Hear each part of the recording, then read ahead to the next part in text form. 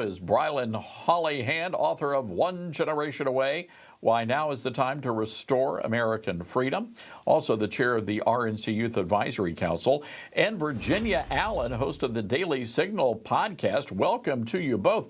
Virginia, I want to start with you. Are you shocked to hear the numbers of people over the age of 120 that were allegedly getting Social Security checks? I wish I could say I was shocked, but from what we have learned, from what DOGE, the Department of Government Efficiency, has already uncovered, unfortunately, this actually isn't that surprising.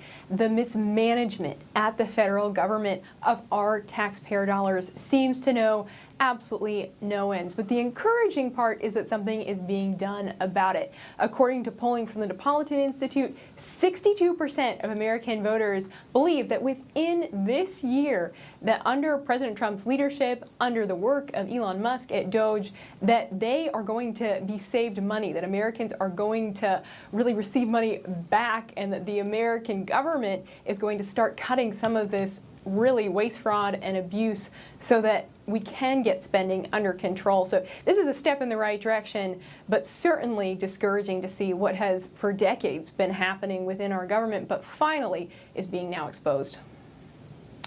You know, Brilyn, there was a Politico story out today quoting unnamed House Republicans saying they're pretty upset with Elon Musk. They say that he is going to hurt the party.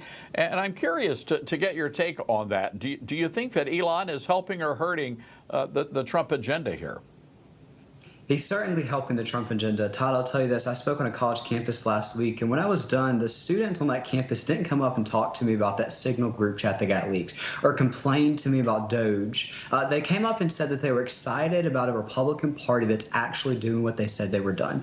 Because for far too long, the Democrats have promised my generation empty promises, and they've gotten in office and have actually done the opposite. Now, what this headline that you're talking about also means is that millions of these 124-year-old non-citizens with Social Security numbers have also had the chance to vote in some of these states that don't require photo ID. And as for all the whining and screaming and protesting that's been on the TV screens the past few weeks from the left in response to DOGE, Todd, I'd pose this simple question to your audience right now. How many Democrats does it take to fix a problem? Well, the answer is also simple. Nobody knows, because it's never happened. They've had their chance at doing it their way, and my generation is now saddled with $34 trillion in debt, Todd. That's frustrating. That's a hard start for my generation to get our start in this country. Now it's going to be Trump's turn, and Trump's turn is doing it Elon's modern way. And guess what? In 2 months, it's already working, Todd. You know, Virginia, I think a lot of this is messaging, and the reality is a lot of older Americans, old folks, get our news from CBS, NBC, ABC, and as a result of that, they're getting fake news. So how does the young generation of conservatives, how do they get that message out to their elders? Absolutely. I think by pushing them towards networks like Newsmax, like the Daily Signal, the alternative media sources.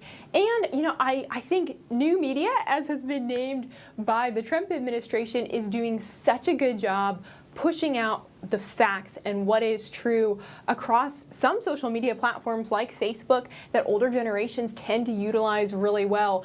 But I do have a lot of confidence in President Trump specifically to really bring this messaging to the doorstep of the American people. He's a former businessman. He's a master of marketing. We saw this through the campaign. We continue to see it now. He knows how to communicate really well with the American people about what his agenda is. And we see that even in, you mentioned those major media outlets, that their ratings are plummeting. And I think more and more Americans are waking up to the fact that those outlets, those legacy outlets, they're not reporting the full picture. They're not reporting the full fact.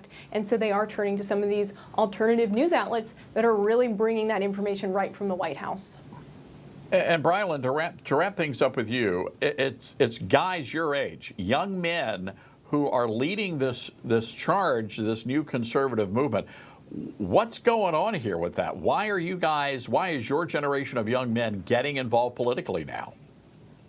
Because for far too long, the left told us that our masculinity was toxic and that we should be shamed if we were patriotic in this country. But thankfully, young men in my generation, my peers in high school and college, woke up and smelt the roses and said, listen, we've been lied to for far too long. We're seeing this in the 24 results that we're now getting a chance to go through, some of the people that actually got outvoted. But we're also seeing it in the broader base of our Republican Party as we get ready for 26 and 28. I had one of those left-leaning magazines call me this morning and say, hey, do you think Republicans even have a shot at winning in 26? And instead they have more than a shot right now, I predict it, because the momentum's on our side and Gen Z is on our side. And I feel strongly, Todd, that the reason Donald Trump's sitting in the Oval Office tonight is because of Gen Z.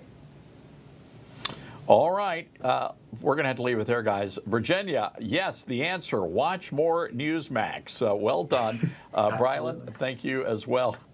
All right, guys, we'll see you soon.